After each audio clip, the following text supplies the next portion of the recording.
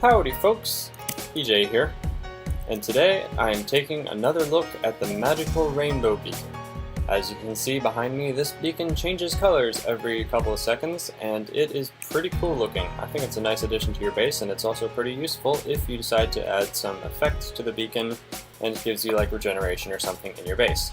But it's basically just a nice little decoration. I've already made one video on this topic explaining the concept behind this video and where I got the idea for it, but I hadn't compacted it in that video. This video is basically going to show you how to build this and showcase the compacted version of the redstone from last video.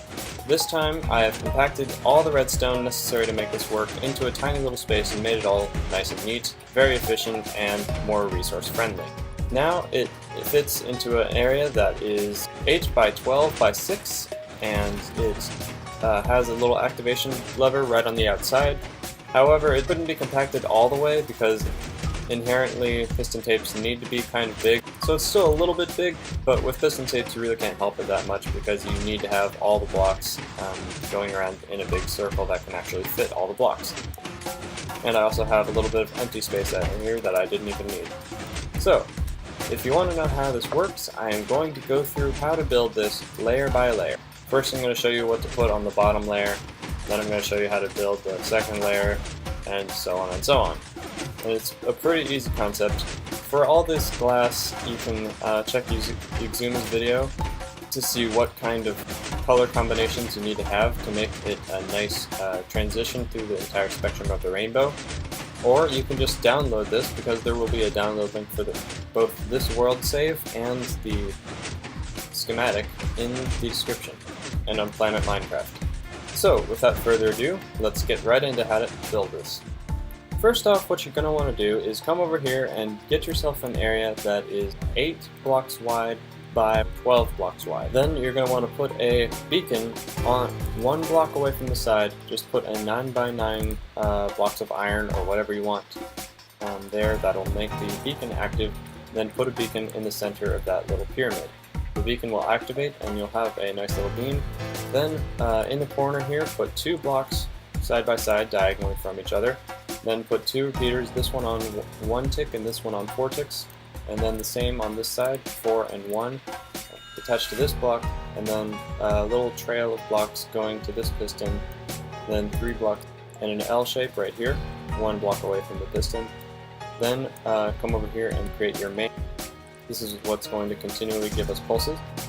So 1, 2, 3, 4 blocks away from the edge, put a lever, then put a comparator in subtraction mode, which is with the torch on, facing into a block with a piston, sticky piston underneath it.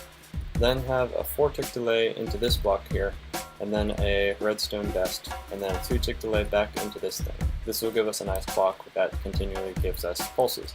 Then we need a repeater pointing into a block with a redstone torch on it, and this redstone torch will be facing into a little 4x4 square and then 1 block, and then we're going to have our piston. Then we have a big long L of 4 blocks from the edge, 1 block here, and then 1, 2, 3, 4, 5, and then 1. And that is the first layer. You can take a screenshot if you need to and copy this down. Once you've got that done, then we're going to start working on the next part. Put pistons here, here, here, and here, and put redstone facing into each of them. Put a block here and a block here, redstone dust on top of this. And then this pattern of glass is important. You need to have this specific order of the colored glass. However, depending on where you are in the sequence of the top, it doesn't really matter if it's in this order, just it needs to be red, blue, purple, green, yellow, orange. Now over here you put a block on top of the piston we had, and a repeater facing out of it, a comparator facing into it, and here we have a hopper clock that has 1 item in it and it is going around in circles. Each of these hoppers are facing into each other. If you don't know how to do that, basically what you do is you take the hopper, you hold down shift, and you right click on the other hopper. That makes this hopper face into that hopper. In one of these you just put an item and then we'll have a clock that is continually pulsing over and over again, causing this thing to rotate around and put different colors above this thing.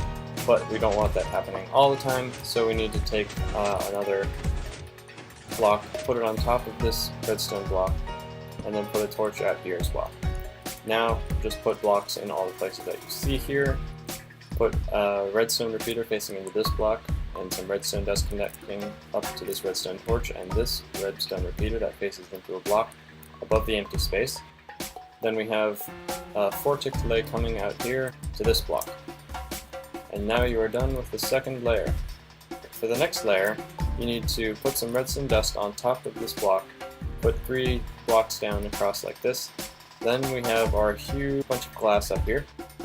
I'm not really going to be explaining where all these things go. You can just take a screenshot of the position that all these glass are in if you want to copy it down exactly. But you put another piston facing this way, a piston facing this way, some redstone dust on top of there, and a bunch of blocks. Piston facing this way, piston facing this way, and then you worry about all the glass. And that's pretty much it for that layer. Then over here we have the final step where you put down redstone on top of all this stuff.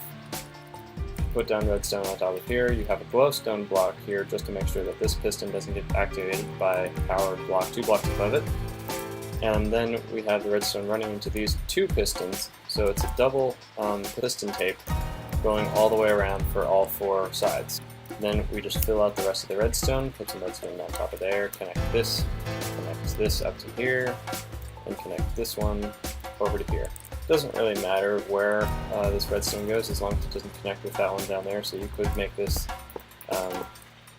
we have some extra space, so you could just kind of make this however you feel like it. It doesn't need to be the exact way that I did it, and this block doesn't need to be filled in. You can do pretty much whatever you want here. But at this point, the mechanism is done, and if you flip the lever, it will start to work. And this beacon will shift through whatever colors that you decided to put in this glass piston tape. So you could, in theory, do any combination of colors. It doesn't specifically need to be a rainbow spectrum shifting through the colors of the rainbow or anything. That is how you build it. Now let's try to understand what's happening here. So when you pull this lever to activate it, it is starting a clock that is going around and around and around like this. When you activate the comparator, it activates the block, which activates this, and then it deactivates the comparator because it's in subtraction mode, so it subtracts the signal coming in here from the signal coming in here and outputs nothing. So that basically just turns it on and off and on and off for a long time. The piston here, as soon as this block gets powered, the piston extends, which cuts off the signal very fast. So this gives a very short pulse, only 2 ticks, which is just long enough for this torch to turn off for 1 tick. When it turns off for 1 tick, this redstone dust becomes unpowered, allowing these hoppers to move whatever item they have exactly 1 time. So this hopper would end up in this hopper, and then the comparator would turn on, which will give another monostable circuit, giving a 1-tick pulse over here.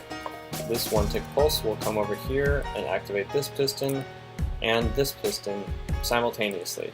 So both of those pistons are activated and this tape gets moved 1, and then the delay comes over here and activates these other 2 pistons, that one and that one, and then they move the tape a little bit more. So basically all it does is 1 revolution of the tape and switches the colored block that is above the beacon. Now, also while that is happening, the 1 tick turning off of this torch allows this to turn on for 1 tick, and when this turns on for 1 tick, it activates this redstone. This redstone comes over here and first activates these 2 pistons, and it also activates these 2 pistons. Then, after a little bit of delay, 4 more ticks, these 2 pistons are activated, and these 2 pistons are activated, which moves the second piston tape. That is pretty much how it works. So, as you can see, the item will move through these hoppers, and once every 4 times this piston tape moves, the other piston tape will move. That is essentially how the color combinations work that make it into a rainbow kind of spectrum.